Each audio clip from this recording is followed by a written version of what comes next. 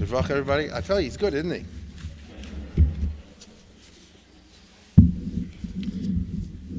We're going to start a public speaking bureau over here. I do have to cover a lot of ground in a short time. I never speak fast, but tonight I'll particularly have to do so. Because I have to get a plane tomorrow morning, as you can understand. Thanks again to the Leventhals and to the Solomons. Every word that he said was true. And now, the September 48 to, actually it's July, originally planned, to get up to July last time, The bottom line goes like this. I've been taking you through a ganze Geschichte, a long story, and very quick review, chazara as we say, reminds us that the whole thing starts in the end of November of 47. The day after the UN does its thing, a fighting breaks out between the Jews and the Arabs in Palestine. In December, January, February, March, the Arabs go into the offensive more or less. Thank God they didn't do a good job. Not for want of trying, they just didn't know how to. In April and May, early May, the Jews go on the offensive and do a lot better. And then, in the middle of May, the Arab countries invade. The Egyptian army from the south, the Jordanians and the Iraqis, who are allies across the Jordan, and the Syrians and the Lebanese up in the north, plus volunteers. Fortunately, again, the idea of a jihad, which I'm afraid today would really take off in the age of Al Jazeera, didn't in that long ago period when you didn't have mass communications. And so the Arab world wasn't energized, or I would say better, the Muslim world wasn't energized the way it might have been, and thank God for that. The war commences. Round one is from May 14th to June 10th, when the Arabs invade, and they get some successes, conquer a little bit, but only a little bit, and the Jews are able to hold the heart of what they have. And then there's a truce for a month. And then, if you recall, the Jews accepted a renewal of the truce, the Arabs did not, which gave the Jews an excuse to attack the Arabs. And although they failed to capture Yerushalayim, they do capture Ramla and Lud in the center, and Nazareth in the north, even though Nazareth is a big Arab city. And so the point is, in the second round of fighting, which is the 10 days or so, from July 10 to July 20, which we covered last time, the Jews added a little bit, but every piece in Israel is important, a little bit to their territory, but fundamentally, the situation didn't improve that much for the Jews from the strategic point of view. Okay? Here's the original map of the partition. This is what the United Nations said. As you know, this came all messed up. For example, the Egyptians now hold, in the period I'm talking about, all that I'm talking about over here and south, all this and down is all held by the Egyptians. You understand? The whole south, from just below Tel Aviv, is all under the Egyptians. As you can see over here, this is a map that shows what it was like after the second truce, what I just told you, July 20th.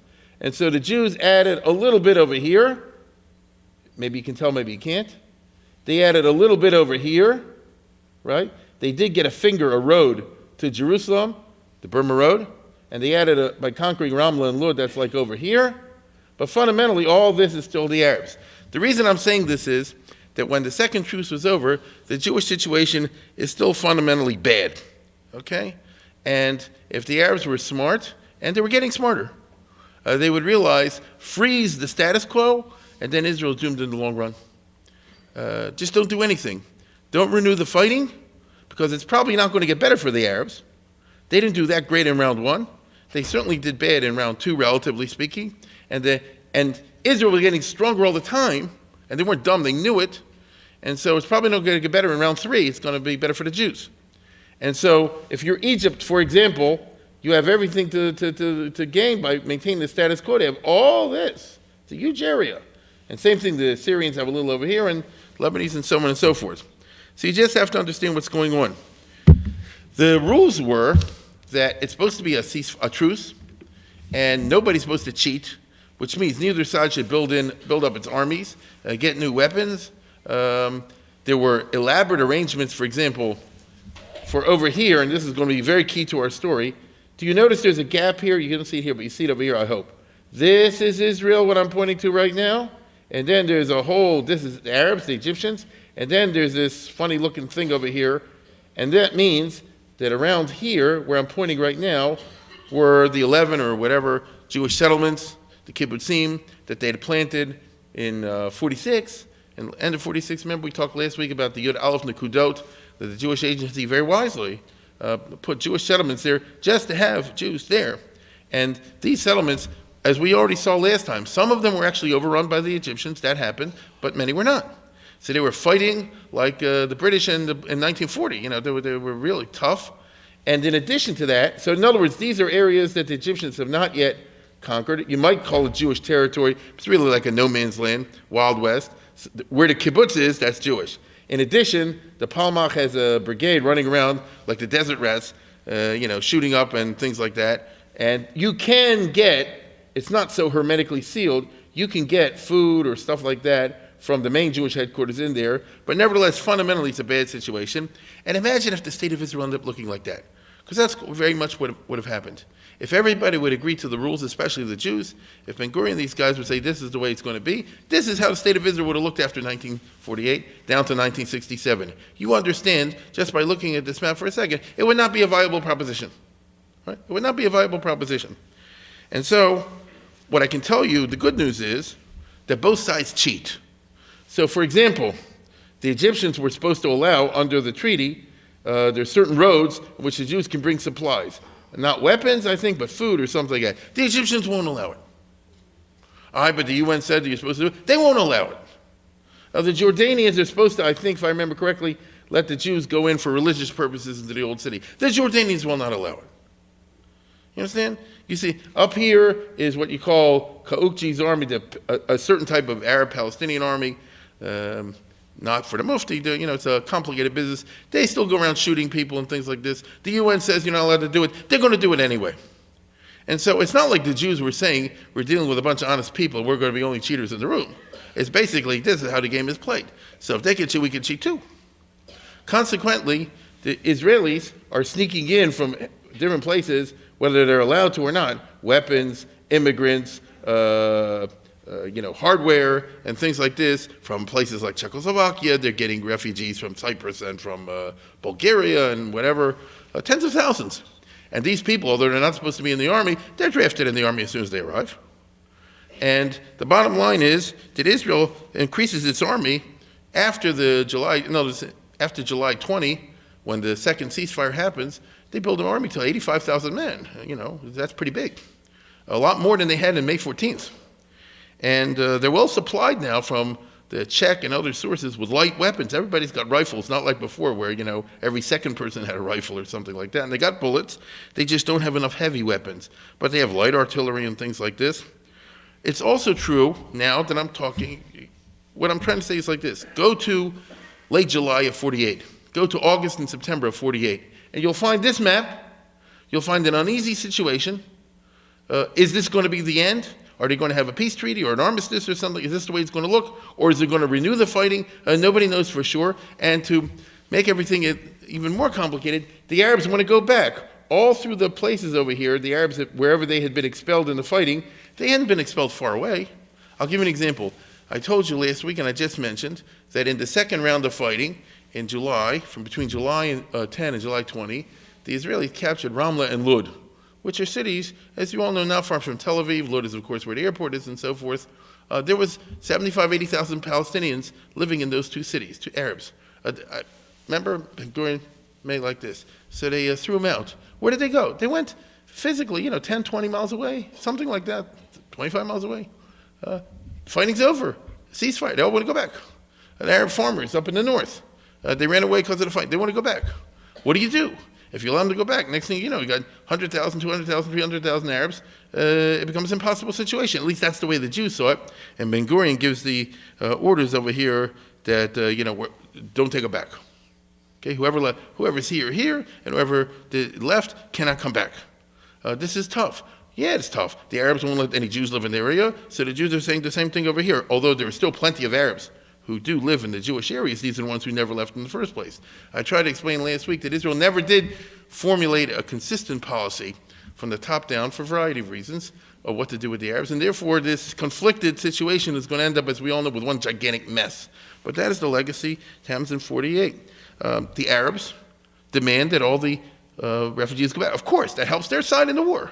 Bernadotte, the UN mediator, also presses Israel. So you have to, now he takes a very legalistic point of view.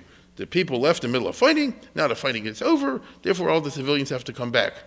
That's for a regular war. This is a war between two ethnicities. It's different. No, it's not. There are laws and international books and all that, and you have to adhere to it. And if Israel doesn't do it, then I'll declare it to be in violation of the United Nations and all that sort of thing, and they'll get sanctions. Ben-Gurion, says like this, shoot all the returnees. Shoot over their head, and then if they don't listen, shoot them directly. This is what he said. We play hardball. And this was ugly. This became the Israeli policy after Israel becomes a state. This will be a big mess for many, many years. Just get used to it. But the geography forces this, because what are you going to do if you don't? It's, as I say before, the difficult situation of reality as opposed to empty-headed idealism. There are plenty empty Arab villages that they ran away from the fighting. What do you want to do with them? It's a big machlokas, a big argument among the Jewish leaders. Basically, there's he was the head of the army, but yeah. This guy was the head of the Karen Kayemet, remember that? The Jewish National Fund that he raised money for? So he's the one who said like this, wherever the Jews are, if the Arabs capture it, they completely erase the Jewish presence. So we should erase the Arab villages. Remember I showed you last week pictures, or 2 weeks ago, about what happened when the Rova fell to the Arabs? They torched the place, they destroyed it. And afterwards, they literally did knock it down. I mean, there was nothing there. And they didn't want any remnants of the Jewish presence in Jerusalem. Okay, let's do that to them. Let's build a JNF forest or something like that. This guy, who's the Secretary of the Treasury, the finance minister, he says, I got the responsibility of running the economy. Don't destroy the villages, just we have to bring the new refugees and give them houses. So either way, these are ugly messes that are happening over there. What's also happening is an agrarian transfer. Remember we talked about transfer being the idea that you move population A to area B and population B to area A, which the British and others had originally envisioned, if you recall, in earlier plans about setting up a Jewish state. Well, nothing happens the way anybody planned anything. It's just turning out into a big bunch of battles and things like this. And basically, the Arabs want all the lands that belong to the Jews. The Jews, therefore, want all the land that belong to the Arabs. The Jews are better at taking it. That's what happens. And so what's going on is a whole lot of area of Arab lands. I'll give you an example. A village or 2 or 3 run away. They have all this karka over there. Could be olive trees. Could be other things like this. What are you going to do with it? The kibbutz comes together and says, oh, we want the land. And Ben-Gurion says, take it. And a lot of the kibbutzim are on lands that obviously that belonged to Arabs before 48, and they ran away in the fighting, and they said, we're not giving it back. And so you see all this kind of business is going back and forth. Meanwhile, in the good old United Nations, the State Department and the Foreign Office, the British Foreign Office, the British turn out to be, listen closely, I'm about to tell you, the most dangerous enemies of the Jews in 1948. Because they're good and they're smart. They're very practiced diplomats. They know how to operate the international machinery. They know how to manipulate the United Nations. They're just good at what they do. I don't blame them. And their orders from Bevan are, stick it to Israel, and they do. And so the State Department, of course, under General Marshall, totally sympathized with them. They don't like the fact that Truman went behind their back. Right? And so they cook up a plan to deprive Israel of the Negev. Let's go back a little. Yeah, I can do that. As you can see in this map, right, this is Bernadotte's second plan. It's really the plan of the British Foreign Office, State Department. They got Bernadotte to publish it as his own. Get rid of the Negev, assure the right of return, so bring all the Arabs back, limit future immigration to Israel. The Arabs were ballistic about the fact that the Jews have unlimited immigration to Israel. They figured they'll bring in millions and millions and millions of Jews, halavai, and take over the Middle East. In exchange for an Arab recognition of perhaps this, and to be perfectly honest, even all this, as we just saw on the other map, was not in Israel's hands at the time. They hand it to Bernadotte, and he passes off what's called the Bernadotte plan.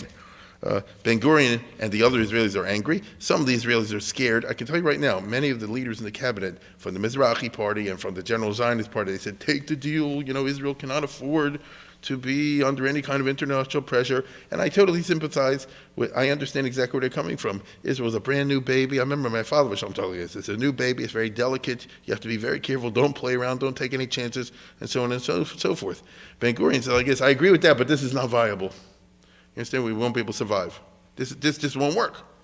And so the only way out is through war. But Israel cannot be seen as an aggressor, because already the United Nations and the international community were thinking along these lines. You could say the Arabs are in Palestine as aggressors, but on the other hand, the Arab armies are there ostensibly and really to save the Palestinians, which is also true, as we've seen. And so it's incredibly complex. What I can tell you is we're getting involved in this business of international law. The United States State Department, traditionally, and others, always thinks of international relations in the context of law. It's a very wooden and kind of way of looking at things because, as you know, the law is like one fixed thing and it doesn't apply correctly in all the different types of situations, especially over here. You don't have a regular war over here. War between two peoples over a piece of land. It's very unusual what I'm talking about. Second of all, the application of international law will really put Israel in a bad shape because basically what they want to do is like this. I told you before, freeze the situation. It's a ceasefire now. Make these the official lines. And then once you get that accepted by the United Nations and the world as the official lines of the two states, anybody who goes over the state is committing an act of international aggression. You see? Of international aggression. This is what the Palestinians want right now. They want a situation where the PLO will be recognized as a state by the United Nations. And the reason they want that is then if the Israeli army ever goes in after them, it's an act of war. Right now, since Palestine has never been declared as a state, so the international legal situation is shaky and gray, and as a result, they can't condemn them for aggression, you see? But if Israel crossed an international border, that's a different business. So that's what they're trying to do over here. Marshall and the State Department, obviously very hostile to Israel, but it's August and September of 1948. Tell me what's going on right there. It's the election campaign for President of the United States. Is that right? Those are July and August is when the Democrats and Republicans had their conventions. That's when the Republicans picked Dewey and the Democrats picked Truman. And then traditionally in American politics, it's Labor Day. After Labor Day, beginning of September, then both sides go into the stump. It ain't a great idea if you're running for President of the United States in 1948 to come out and go and attack Israel, you understand? And the State Department is gritting its teeth at what are they going to do. And so it's also true, by the way, that Ben-Gurion realizes Israel cannot continue in the way that I've been describing economically for a long time. 85,000 men sounds great, but that's incredibly expensive, and they were poor, and broke, and worse than poor. A small, poor country cannot afford to maintain a large army in the field for a length of time. I'll give you an example. The economy needs people. If they're out fighting in the army, you can't do the work and the jobs that need to be done, and things like this. To produce the food for 85, it's just very difficult business. So the status quo cannot continue as it is. Fortunately, for Israel, the Republican candidate was very pro-Israel. Dewey, although people make fun of him because he lost to Truman, was the governor of New York. He wins New York in the 48 election. After all that business with Truman kissing up to the Jews did not vote for him in the numbers sufficient to put him over in the state of New York. I might also add that the state of Maryland goes for Dewey in 1940, so it was a different Maryland. You don't get to be repeatedly the governor of New York unless you understand how the Jews work also. Agreed? And I can tell you right now that Thomas Dewey, although he's going to lose to Truman in 48 famously, will be a great friend of the state of Israel during his lifetime in the 50s and 60s. And under Eisenhower, maybe I'll do this next year, I haven't figured out how we're going to run this next year, but under Eisenhower, who was not really sympathetic towards Israel, as I'm sure many of you know, one of the things Israel had to do in the 50s was every time they needed a favor, one of the people they went to was Dewey, because he was a macher in the Republican Party. So I'm just saying this is important, even though his Secretary of State would have been John Foster Dulles, who was, of course, no great friend of the Jews. John Foster Dulles, among other things, had been Hitler's lawyer, Sullivan and Cromwell, back in the 1930s. So it's politics and strange bedfellows, correct? I can tell you a great story. In 1949, the senator from New York, Ives, I think died, and then they had a special election. So the governor, So the governor of New York at that time, yeah, Dewey was the governor. So he appointed Dulles as a senator, because you can do that until they have an election. So when they had the election in '49, special election, Democrats put up Herbert Lehmann. Some of you will remember him. Very famous Jewish liberal. Staunch friend of Franklin Roosevelt and all that sort of thing. And basically, Dulles tried to, when they had the campaign, so Dulles tried to smear Lehmann as a communist sympathizer, because he was a liberal, therefore he's a red. So Lehmann said, I can do that. You want to vote for Hitler's lawyer? Dulles is a Nazi and a fascist. And Dulles lost, you understand? So it wasn't a smart idea to do in New York State. But anyway, Ben-Gurion, who's anxious to expand the Jewish territory for breathing purposes, wants an offensive to conquer Hebron in September. He's thinking in small terms. I think this was a problem of his, in my opinion, but that's the way he saw it. Ben-Gurion was committed, as we'll see, to the partition. I think this was a terrible mistake, but everyone's entitled to their opinion. He was committed to the idea of partition. He said, we got to live with the Arabs. This is what he said. We got to live with the Arabs. They got to have something too, but we want to get better borders, so it won't be impossible to live in. All through September, he's pushing to have an offensive to attack Hebron. This is basically his piecemeal approach. Problem is, right in the middle of all this, in September 12th or 15th, Bernadotte got assassinated by a bunch of Jews. Right? Stern gang. They were wild guys, don't listen to anybody but themselves. They get in their mind that Bernadotte is a threat to the Jewish people. Bernadotte wasn't a threat. The State Department was a threat. But whatever, this is what they thought. And so they shoot him down in his car, like a Chicago gangland style. They machine gun his car with everybody in it in Rehavia, not far from the, from where we all stay when we're in Israel. And oh boy, did Ben-Gurion have him assassinated? This is like a terrible thing. And the Jewish government immediately says, Moshe, sure, we had nothing to do with this. They arrest the Stern gang people, but they never prosecute them really. They use this as an excuse to bust the Irgun permanently, and to bust the Stern gang permanently as official organizations. Begin, wisely, this is already September 48, says, all right, we want to have the Irgun, we'll come to Cherut party. Notice we're going to convert from a military to a political thing. I don't like it, but this is the way we're going to be able to survive in a democracy. And he was correct about that. The Stern gang, didn't negotiate that transition so successfully. But anyway, once Bernadotte was assassinated, it was an international scandal, as you can just imagine, and it's not possible for Israel to attack Hebron in September.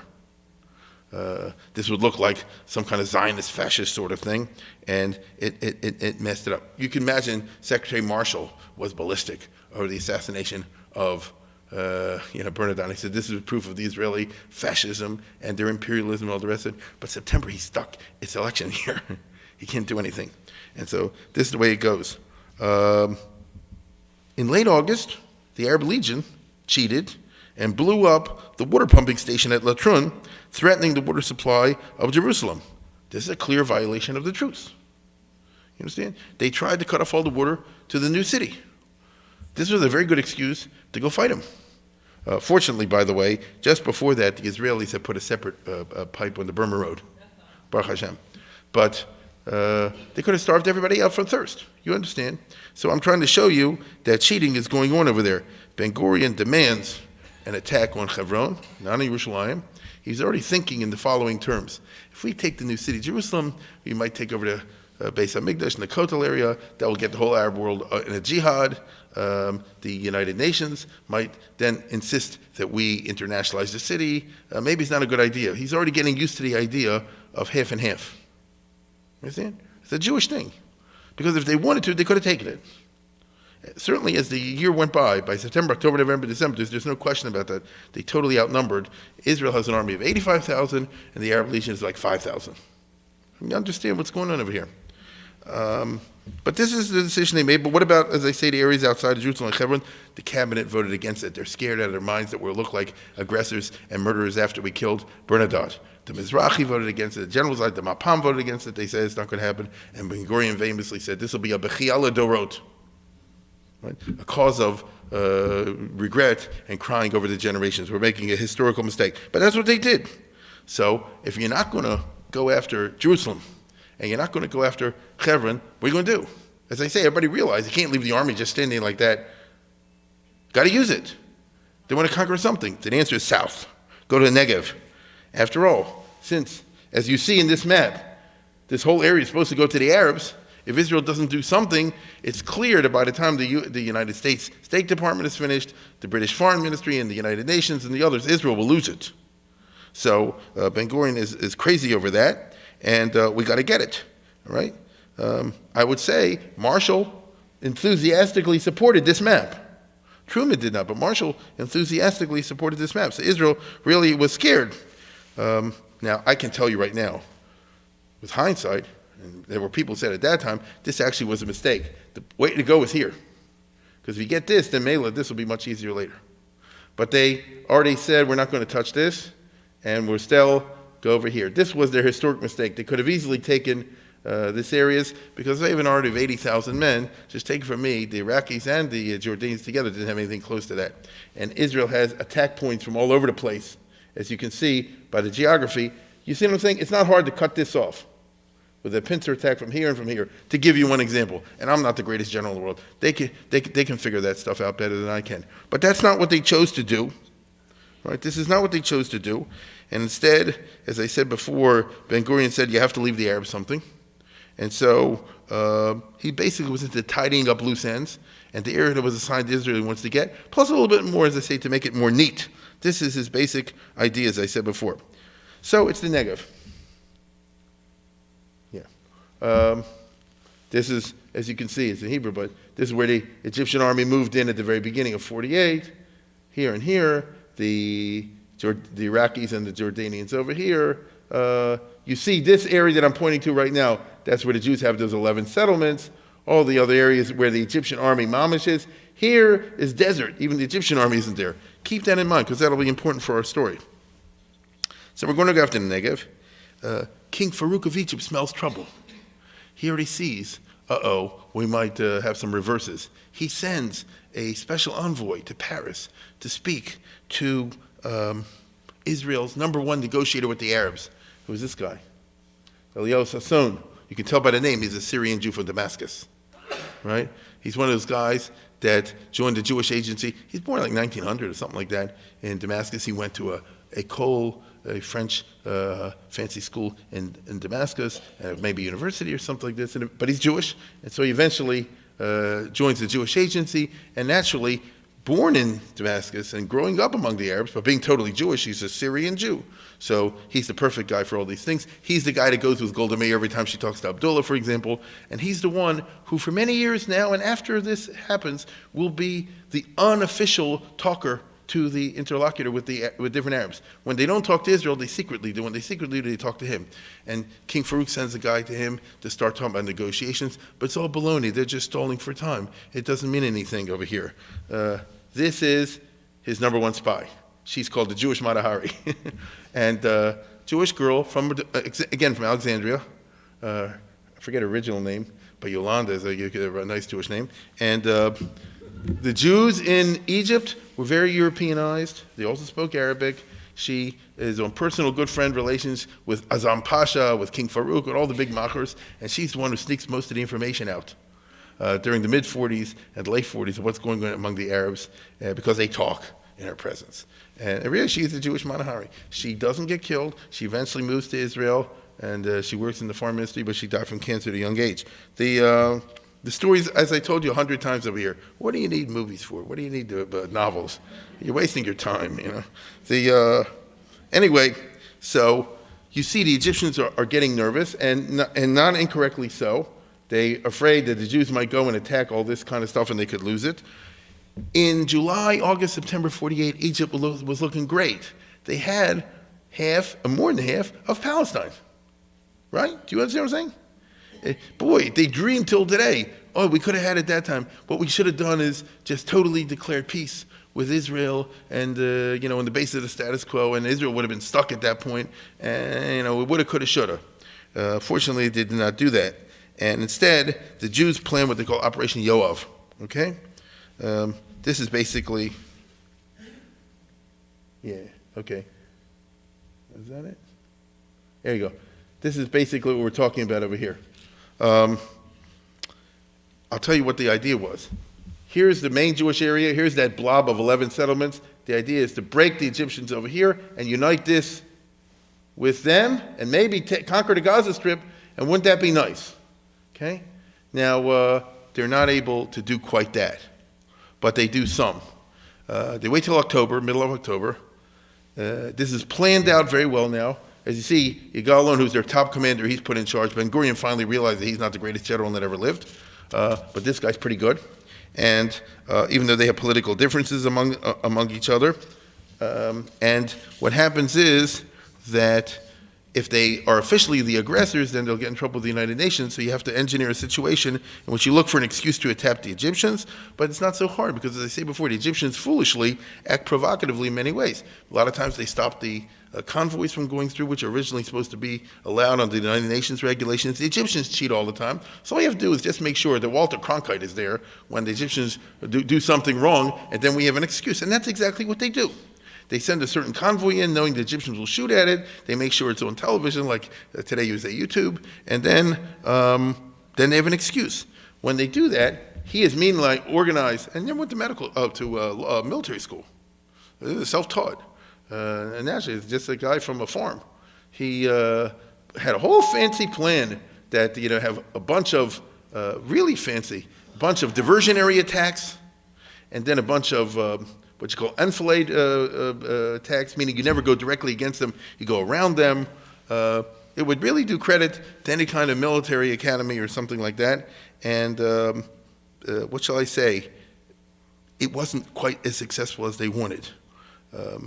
Because what it boiled down to in the end is the Egyptians fought very hard. The Egyptians are excellent fighters in the defensive when they know what they're fighting for. They really will fight to the last man, and that means they're fighting very tough. The Jews couldn't break them. And so you had these police forts which turned into fortified positions, Iraq Manshia and Iraq al-Suwaidan and Fallujah and this and that and the other. And the Jews tried to go around them and go here and go there, and a lot of things worked, but a lot of things didn't work. And every time they captured a particularly important position, the Egyptians counterattack, like in World War I, and they drive the Jews back. It was really, really tough. In the end, they had to take two very heavy frontal assault, bloody, high losses kind of attacks till they captured it.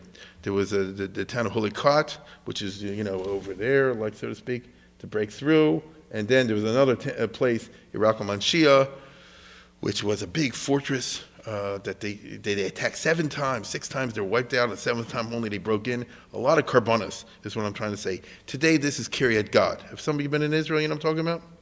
The whole area, it's not a place that's so often visited, but it's right in the middle of it. It's right there. I'll show you in a minute where the map is. But, it's a regular part. It's called Lachish, and some people might know what it is. These are towns built on the site of the battlefields. And a lot of guys lost their lives this way, and it was really, really tough. But in the end, it kind of worked. And the extra prize was that they were able to drive the Egyptians out of this territory that I'm showing you over here, so hook this up with this, and therefore save this as part of Israel. And then, nobody expected it. This was one of Alon's ideas. He said, now that nobody's looking, send them up here and attack Beersheba from the rear. Beersheba being the largest city in the Negev, and they were totally surprised, and it was completely successful. After all the bloody things over here, this was taken almost without loss of life. Yes, it was a brilliant assault, but they did it knowing, the United Nations is calling the end. Because I can tell you right now, the minute the fighting started, and the British and the other realized, this is a Jewish attack, they immediately went into the type of mode that you and I, if we're of a certain age, will recall with the 67 war and the 73 war, which was, they immediately call for ceasefires, and it takes 2 or 3 or 4 days till they get business, but by the end of 2 or 3 or 4 days or 5 days, they start to say, this is an ultimatum, if Israel doesn't stop right now, they'll get into real trouble, and that's exactly what happened over there. There was major political battles in the UN. This is when Abba Eban became famous, because he was Israel's representative over there. He was a young guy, and he had to fight the political battles in the United States. The only guys he had on his side were the Russians. All the others were against him. It's interesting. And the idea is, it's 1 day after the fighting, and they already demanded a thing. And he's got to delay it another day and another day and another day. But you can only delay it so many days.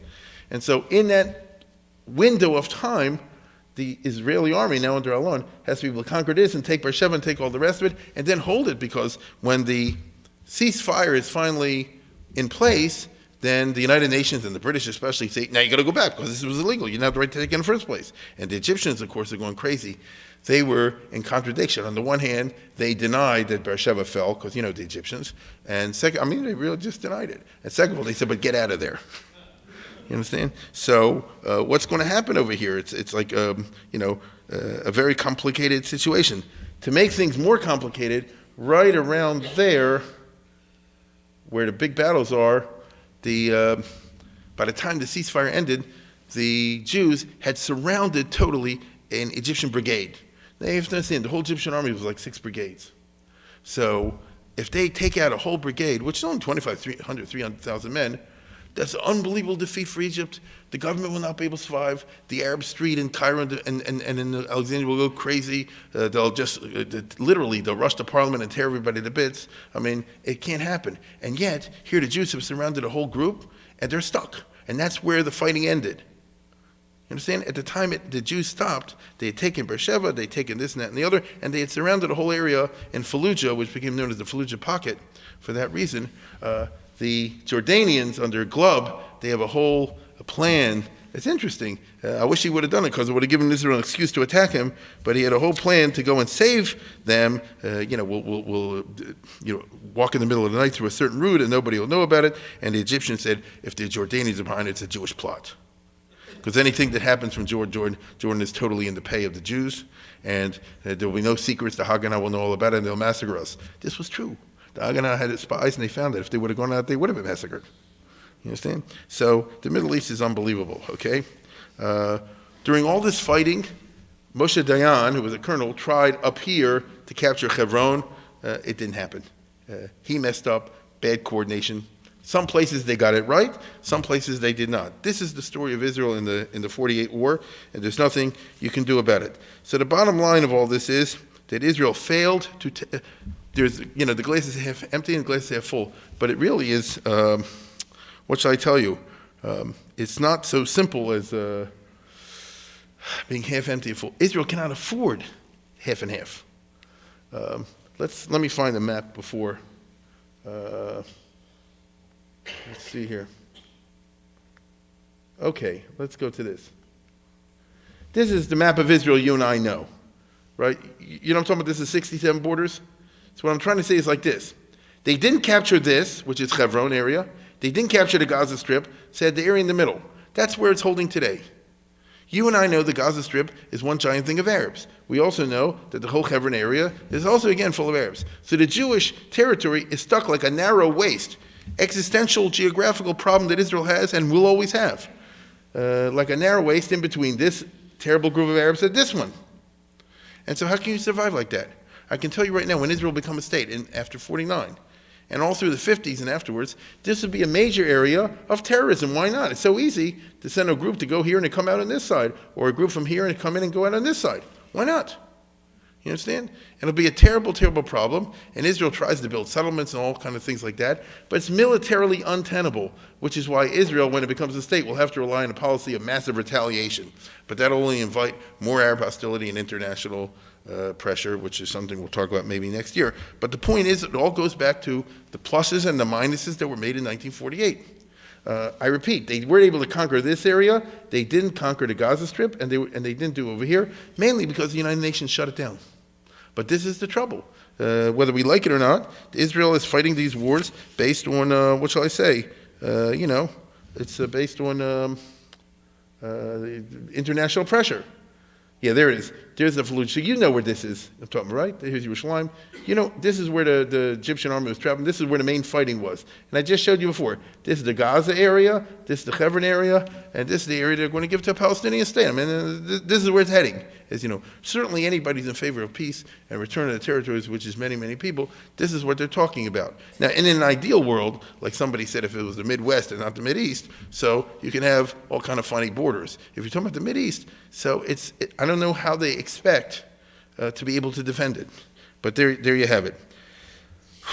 The result is that we have these permanent insecure borders. Now, This is a closer map of the fighting that takes place over here. That won't matter for us now.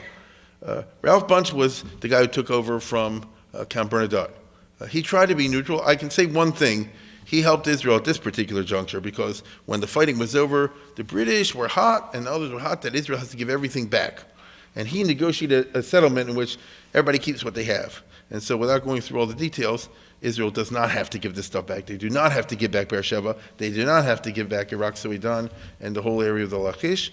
That's good, although I won't say he's pro-Jewish, but he wasn't anti.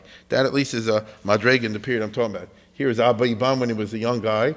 Many of us remember him. And this is when he was engaged 24/7, especially in the last months of 48, trying to hold off these United Nations sanctions. What if would have happened if the UN would have put a sanction on Israel? It would have been tough if they could have no goods coming in. They couldn't even afford it today. Imagine what it would be in 1948. Imagine if the European countries, who we all know are great tzaddikim, would go and would all go against Israel in 48 when they were incredibly weak. These were existential issues. They were not little issues that were going on over there. I can tell you that for the rest of October and November, nothing happens. Both sides continue to cheat. Israel has a little bit better borders, but they're still not that great. They still don't have the whole Negev, as you understand. They just added and plugged up the gap between them and those 11 settlements in Negev, and they also took Beersheba. The Israeli borders are so cockeyed that it's like a what shall I say? A Picasso painting or something. It's at the end of 48. But Israel cannot continue in this situation. As I said before, economically it's not possible. They need to have some kind of final settlement one way or the other. The siege of Fallujah continued because, as I said before, under the conditions of there's Israel, and it finally comes out at the end of 49. He says, here's where the Egyptian army was besieged. They fought very heroically. The Egyptians, I'm saying. It's well known that this is a famous episode in Egyptian military history. The Jews tried to take them down again and again, a bunch of attacks. They couldn't break them. The Jews outnumbered them, and the Egyptians were cut off from their supplies, and they fought very well. Nasser was one of the soldiers over here. The guy in charge was over here. He was a Sudanese, a black guy, he was an Egyptian general, Taha Pasha. And here he's meeting with some Israeli officers, and they're trying to say, that's Rabin, by the way, there's some Israeli officers, and they're trying to say, gee, maybe you want to surrender in these terms or those terms we give you. He said, no surrender. My orders are to fight to the last man. I'm going to fight to the last man. That's it.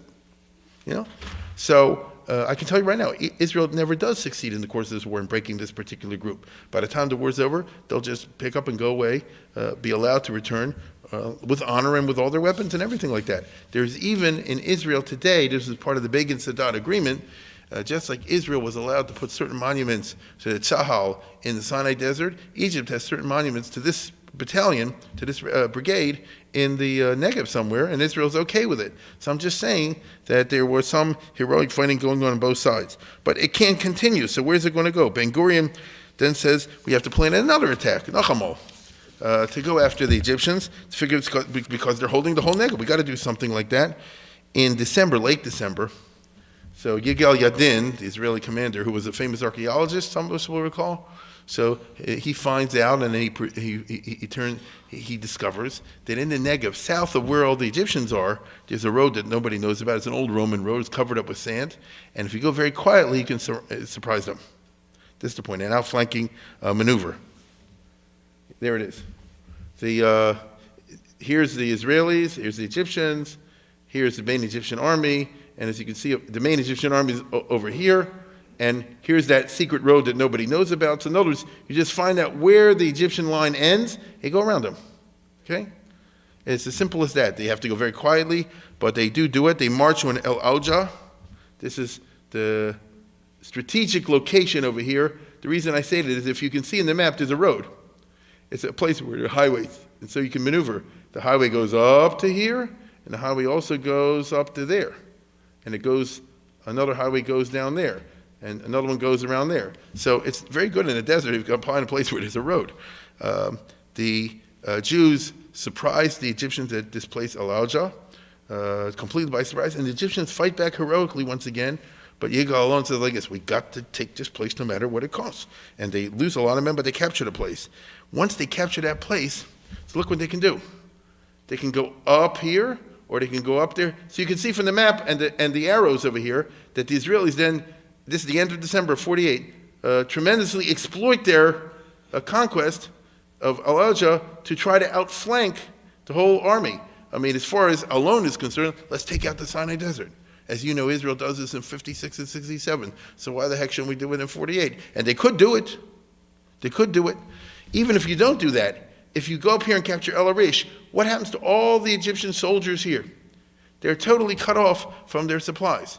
I don't know if you understand this. An army without supplies, well, after 2-3 days, they're hungry. I mean, they can't do it.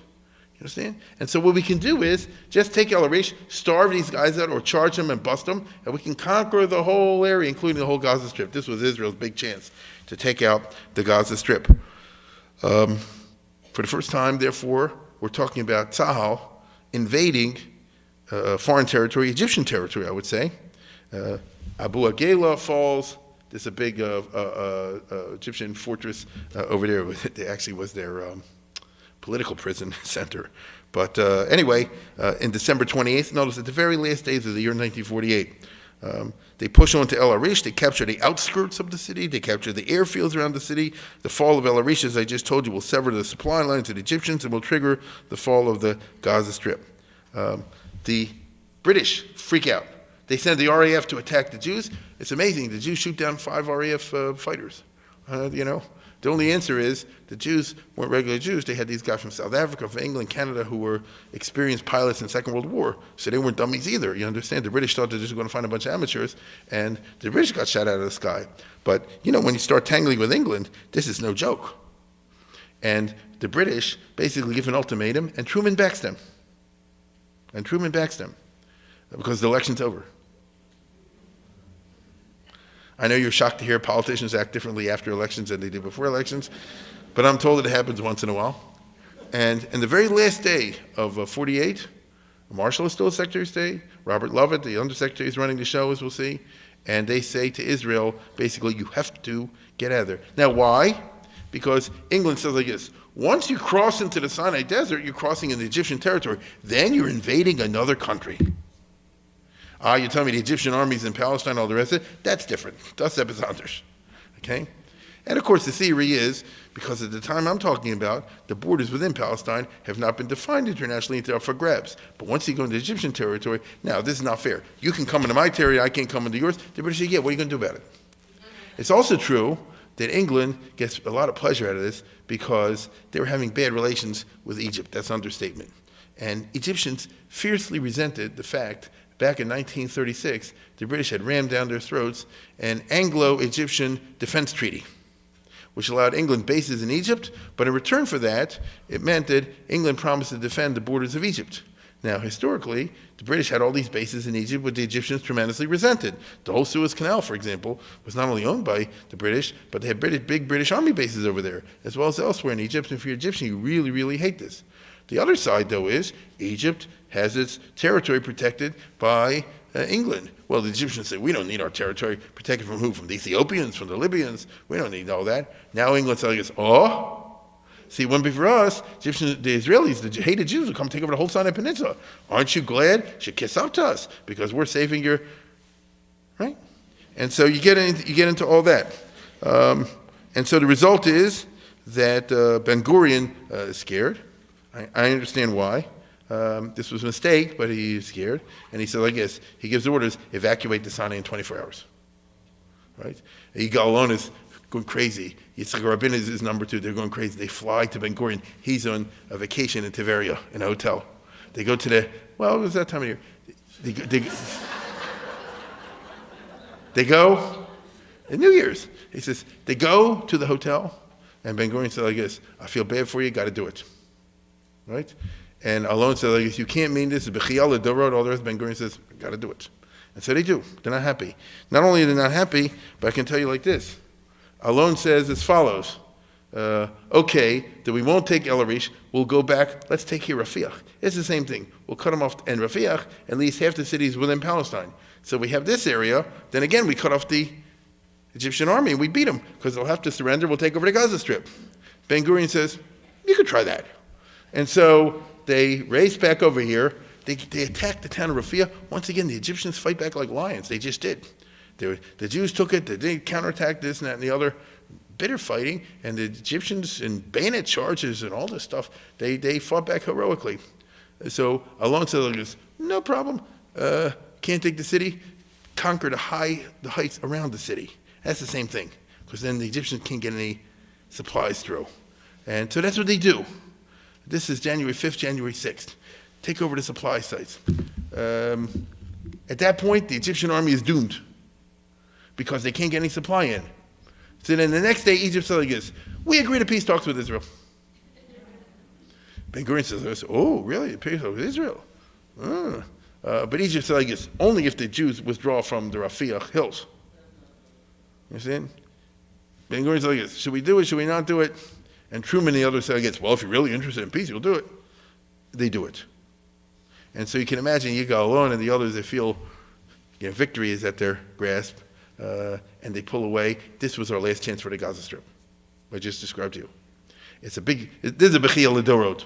Now again, I understand where Ben-Gurion is coming from and all that sort of thing. I do understand that, but especially with hindsight, even they should have seen it at that time, but especially with hindsight, what a terrible decision. They weren't thinking the long term. They were thinking the short term. And maybe that's what politicians sometimes have to do. But Ben-Gurion's greatness, to the degree that he was great, was his ability to see clearly for the long term. Here he messed up. But his idea was, listen, we can't fight against America and all the rest of it. And he was convinced in his own mind, this was crazy. Another time will come, we'll be able to capture in the future. This was delusional. Okay? And so it happened the way it happened. And, so if the answer to the question, was this the right decision or not, I'm glad I didn't have to make the decision, but it's not one that they should have made. And the result is that Egypt said they're going to negotiate. And they did. They weren't lying. And they go to Rhodes, which is an island near Turkey, and that's where Ralph Bunche sets up a whole negotiating session between the Jews and the Egyptians. And the type of thing that you and I are familiar with, the Egyptians won't talk to the Jews, and this and that and the other, till finally it breaks down. And Egyptians say, you got to give Beersheba back. The Jews say, you got to give this back. And so the fighting diplomatically now continues. Look, the Egyptians say, we won't make a move unless you give Beersheba back. The Jews say, too bad. But on the other hand, the Jews say, you got to give this and this back. And the Egyptians say, too bad. So that's how it goes. Al-Alja, this very, very important, strategic location over here, right? The Egyptians say it's ours. The Jews say it's ours. Bunche says, let's demilitarize it. So it became a demilitarized zone.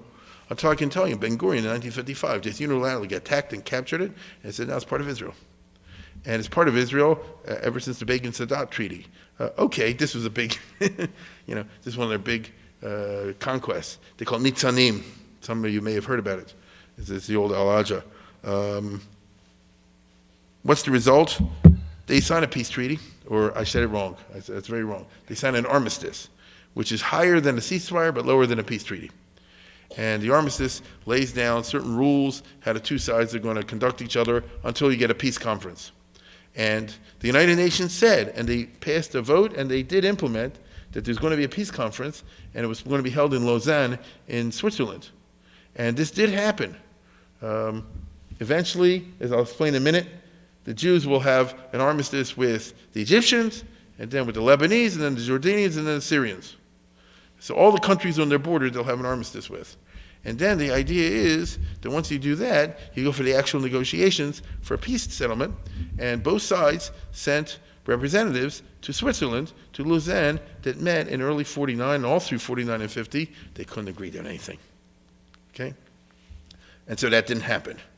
But Ben-Gurion and Moshe Sharett and the others, they didn't know what you and I know in hindsight. They thought, maybe this is the beginning of, we'll get an actual peace, Israel will be accepted as a full member of the Middle East, bygones be bygones, and so on and so forth. They were very optimistic in some respects. The Fallujah soldiers, I told you, were allowed to go home, including Nasser and places like that. Now, it was at this time, well, actually a little bit later, let's put it this way. The negotiations go for about 6 weeks, and then in the middle of February, late February, Egypt and and Israel signed an armistice agreement, okay? When Israel did it, the next one was Lebanon. And the reason Lebanon didn't want to be in the war in the first place. Half the Lebanese are Christians and Maronites, and they actually like the Zionists. They're just afraid to say it because they don't like the Muslims, because the Muslims want to kill them. This is the way it goes. This is something I'll talk about hopefully in 2 weeks from now, Mir Hashem, we talk about the Christians, the Muslims, their funny situation in the Middle East vis-a-vis Israel. But Middle East is like a constant changing cauldron, as you can imagine if you follow the news even today. But the Lebanese, as soon as they heard it's kosher, Egypt made a treaty with Armistice, then we can. And ever since then, there's always a phrase in Israel, Lebanon is going to be the second country to make peace with Israel. This turned out to be tragically untrue in our lifetime because the old Lebanon ceased to exist in the 70s. True? They used to have a country called Lebanon. It was a regular Arab country, and they weren't particularly against Israel. And the Lebanese-Israeli border was very quiet. Israel had, the Lebanese had invaded Israel. Israel had counterattacked and invaded Lebanon. At the time, they had the armistice negotiations in February, March, whatever, of 49, the Israeli army is holding a lot of South Lebanon, just like you hear these days. And so Israel agreed to pull out of all that, and they had a very quiet border for the next 25 years, okay, or 22 years.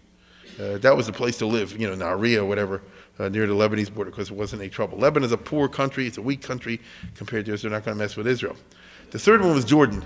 Here you run against Abdullah. Oh, what a sneaky character. Abdullah's a smart guy, and he was willing, possibly, to make a treaty with Israel, but he bargained very heavily. He wants as much as he can get. As you know, he wants the whole, let's see over here.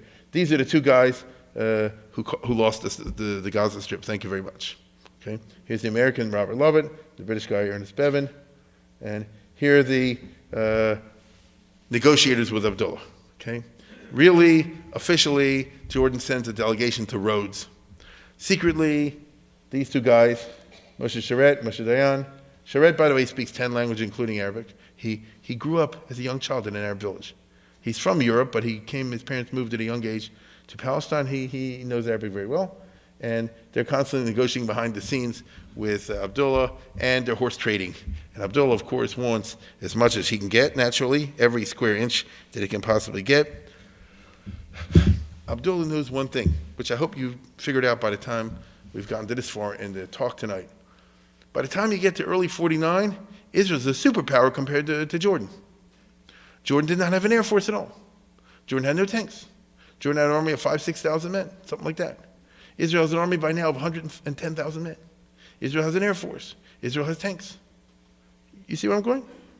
Furthermore, to make matters worse for Jordan, the whole West Bank was occupied and held against the Israelis by two armies, the Jordanians and their allies, the Iraqis. Right in the middle of all this, the Iraqis say, we don't like the way this is going, and all these people are kissing up to the Jews, and they're going to make armistice with them, all the rest, and we don't want to do any of that. We are going home. And the Iraqi army just picks up and totally withdraws and goes back to Iraq. At that point, Abdullah is freaking out.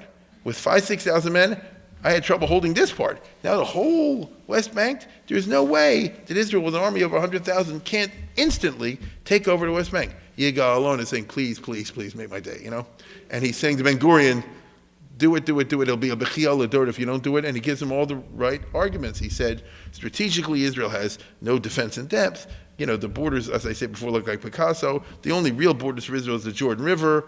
And Alon said like this, and I'm sure that the Arabs will run away, which means he go make them run away, and so on and so forth. Ben-Gurion says, nah, I can't do it. If Abdullah is willing to talk of peace, we have to look at this, as an opportunity and all the rest of it.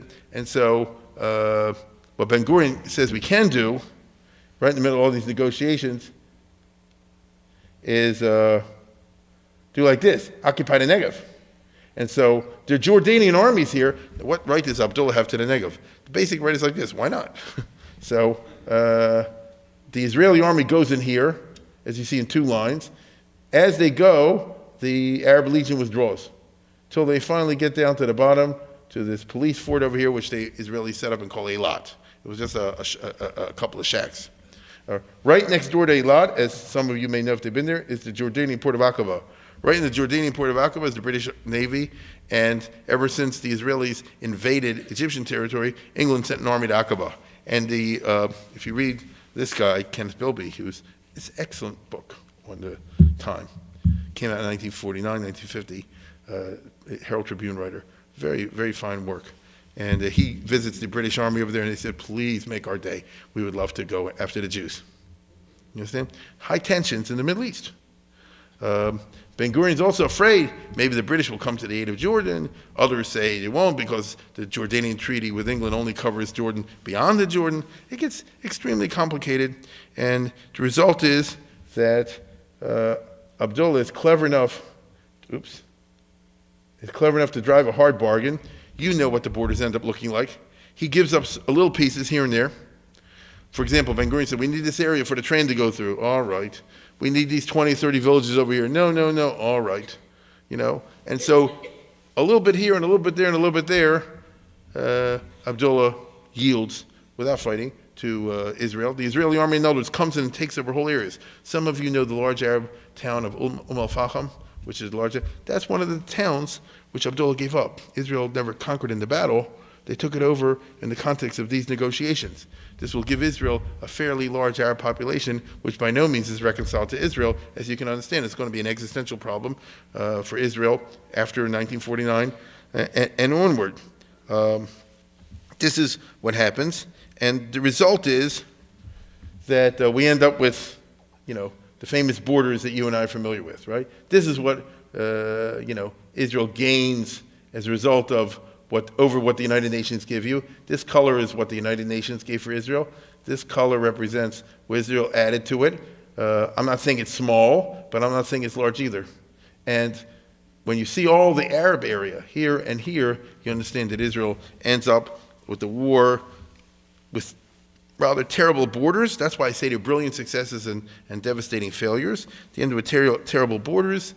And what's really sad is Israel, in the time I'm talking about, in 49, could easily have conquered all this 1, 2, 3.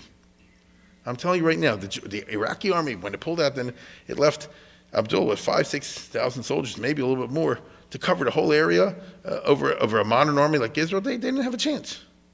As you saw, they could have taken the Gaza Strip also.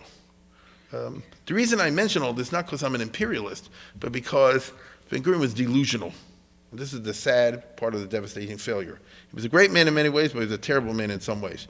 And it's a good argument. I could give this as a graduate assignment to a student, Ben-Gurion's success or failure. Because no question, he saw him through the fight to the successes that he had. But the borders that he left him with leave us with the question today, is Israel viable? Particularly, I'm speaking very frankly over here. Is Israel viable from a military or other point of view, considering that the Arabs now have good weapons and everything like everybody else, and the missiles and all the rest of it? They can't wait to get a full Palestinian state and the others, and then go after Israel, which does really not have defensible borders.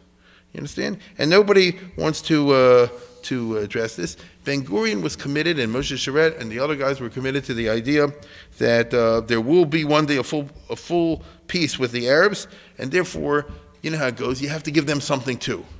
This was delusional because the Middle East is an environment of zero-sum game. That's who you're dealing with. You understand? It's the rules of the game. There's one winner and everybody else gets killed. They did not see it that way in 1949. That's as simple as that. I can tell you that Abdullah was the only Arab leader who seriously entertained the possibility of having peace with Israel, and he never quite did because he kept demanding more and more concessions. When the Israelis negotiate with him, maybe this is something I'll do in the future, when the Israelis negotiate him in 49, 50, 51, both sides play hard. Abdullah said, I want to control the Gaza Strip too. I want a special road, which is pure Jordanian territory, running from Hebron to the Gaza Strip. You understand what I'm saying? In other words, I want a special road going from here to here. It'll be Jordanian territory. I also want a special road going to Haifa, like this. It'll be under Jordanian control. And I want like, no, so he made all kind of demands on Israeli sovereignty. The Israelis did consider doing this. And I want to tell you something, my friends. They may end up doing this in the end anyway. Because if they have, if you ask this administration or any future administration in Washington, when they want to have some kind of peace treaty, it's going to involve a certain amount of Palestinian extraterritoriality. And it's going to involve roads. I'm sorry to say this, I'm not happy, but this is the way it is if you want to be honest. It's going to involve some kind of roads from Gaza Strip to the other part, to the Hebron area. And where's it going to go? I say this to everybody not to be happy. I've told you many times before, I always read about these things during the 9 days. Now you see, I think, why. I wasn't being funny when I did it. The mistakes that were made then are the mistakes we live with today for better or worse. I'll just round this out by saying that until now we had the easy negotiations. Then you have the hard ones, and that's Syria. When the war ended, Syria had part of Israel. They had taken Mishmar Yarden in that area. Israel was ready, if necessary, to go to war against them. And the United Nations pressed them not to do so. The French particularly said that Syria is an ally of ours in all this business. And the UN guy under Ralph Bunche was a Frenchman, was very anti-Israel. And Syria doesn't want to make peace with Israel anyway. But then this guy seizes power. He had been the general in charge of the Egyptian army, Hosni al-Zaim, very interesting fellow. 1 week after the negotiations begin, he seizes power in a coup. This is the first of many coups, as we know, in Syrian history. He's an interesting fellow, quite eccentric, and he's definitely not afraid to push the envelope in terms of trying to modernize and go against the Islamic culture. I have to share this story with you that I found somewhere. Listen to this. Hosni Zaim worked hard to abolish wearing the fez, claiming that it was outdated headwear taken from the days of the Ottoman Empire. He's also credited for giving women the right to vote and run for office in Syria. The law had been debated since 1920. No one pushed it through except Zaim. Once, senior Muslim clerics demanded an audience with him, president, objecting to the increasingly liberal lifestyle being promoted by Syrian women. This is Syria I'm talking about now. One issue of particular concern was the mixing of men and women at the Grand Hotel in Blue Dawn. Zaim said yes, granting them an audience at the same hotel. When the clerics walked in that evening, he had them seating around a dining table and then snapped at the waiters, "Now prepare dinner, bring in the whiskey, and call in the dancing girls." That's not how to win friends and gain, Zaim looked back at the guests who were horrified by the attitude and no longer dared demand enforcement of Islamic, Islamic codes. And so don't be surprised that he'll get bumped off before too long. Okay? But while he was in power, that's when they made peace with Israel.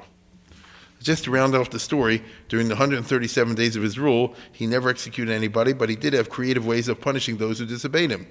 When the quality of bread dropped to unacceptable levels, he ordered all the bakers to walk on the gravel barefoot until blood flowed from their feet. So this guy, as I say before, thinks out of the box, for a Muslim for sure. And as you see, he wanted to take on the clerics, all the rest of it. He wanted to take on the Arab-Israeli conflict. And look what he said. He said, I'll meet Ben-Gurion, I'll make peace with him, and I'll take in 50% of the Palestinian refugees and settle them in Syria in exchange for something, okay? Now, what is the exchange for? Territorial concessions in the Kinneret. I have to explain this now. I don't know if I have a map for it, but this is something that if you don't understand, you won't understand what's going on in politics, even today, which 99.9 don't understand. You know what Israel looks like? Let me see here. Go back to a couple maps.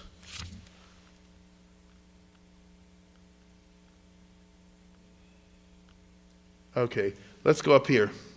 This is the Golan Heights today, but it was Syria, you know that, before the 67 war. This is the Kinneret, is that right? Above the Kinneret are also little rivers. There used to be the Lake Hula over here, and a whole area like this. This is an area of water. Israel gets a lot of its water from there. Who made this frontier of the Palestine mandate? The British. Who made the Syrian thing? The French. In 1923, the British and the French got together and they drew the border lines here, okay? They're the ones that made the lines. The Arabs don't like this, but they invented Lebanon, they invented Syria, the same way the British invented Iraq and Jordan. That's how it goes. And when it came to the question of water, so the British were very clear to say to the French, who they didn't like at that time, you have the Litani River over here, you have other rivers over there. Syria has plenty of water sources if it wishes to use them. Palestine does not have many water sources. So therefore, what we insist is that the Kinneret should totally be in Palestine territory and not in French territory whatsoever. And so the border, listen closely what I'm going to tell you, the border runs to about 20 feet before the Kinneret. You get what I'm saying? Under international law, the Syrian border stops 20 feet or so, 30 feet, before the actual Yam Kinneret. Syrians are loathing over this. When they become a state, they say they give away our water rights, it's not fair, and all the rest of it. Israel makes sure to put a couple of kibbutzim on the other side. I think Negev maybe or something. There's a couple on the other side over there, just to say this is our territory. The Syrians till today say this was the British and the French ripping us off of our natural water rights. It's unnatural that the border should go up to 30 feet up to the thing, and this should be part of the Syrian as well. Of course, if you concede that in international law, it has all kind of ramifications. It's called riparian rights. And there are lawyers here that could probably explain it better than I can, but you're entitled to 50% of water and this and that and the other. As it stands, ever since the 1923 agreement, the total, all of the Kinneret belongs to Israel. You understand what I'm saying? That's the way the borders were drawn by the British, and that's the way they end in 1948. Well, not exactly. The Syrians have captured part of the other side of the Kinneret. That's where Mishmar Yarden is. And they don't want to give it up. And so Israel and Syria have very bitter negotiations. And this Zaim guy says, look, you give me half the Kinneret, like I say, let our border go up all the way to the river, so then we become officially part of Kinneret.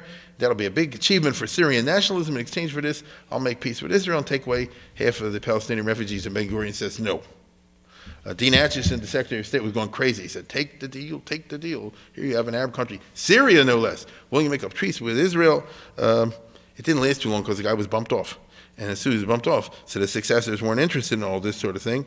And Ben-Gurion's position was, and I understand it, we cannot take a chance on water, because that's our most precious and scarce natural resources, you understand. And the result is that when they, listen closely, I'm going to tell you, the result is a very messy armistice agreement. Syria agrees to withdraw from its side, but only provided the area plus the adjacent Israeli areas are demilitarized. And Israel agrees to this, but what is the pirush of the word demilitarized? What does that mean? The Syrians understand by that, this is a hefker, no one owns it. Its land belongs to nobody. Israel says, no, demilitarized means this, it's part of Israel, but you can't put the army in there. You get it? Very bitter arguments arise over this. I'll give you an example. A few years later, I'm sure many know this already, in the 50s, Israel will drain the Hula Lake. They call it the Hula Swamp. Whether this was a smart idea or not, but that's what they did. Okay? Syria goes ballistic. You're taking Syrian territory, or at least territory that's demilitarized, and again, you're just acting like it's your own territory. Israel says it is our own territory. My friends, the 67 war and all the junk that comes after it comes from this fight. Those who know what I'm talking about know what I'm talking about. All the 1967 war comes from disagreements and bitter disagreements between Israel and Syria over the water. And Rabin, who was the chief of the staff of the Israeli army, if you want to be honest about it, went like this and pushed the Syrians more and more and more until it turned into a crisis and it became the Six-Day War. We all know that the consequences, as always happen, are unintended. And this is due to the messy nature of the agreement that was reached with the Syrians back in 1949. So we come to the conclusion, the glass is half full, the glass is half empty. Egypt and Jordan agreed to an armistice only because they had to. If the Egyptian army hadn't been trapped, they never would have agreed to peace.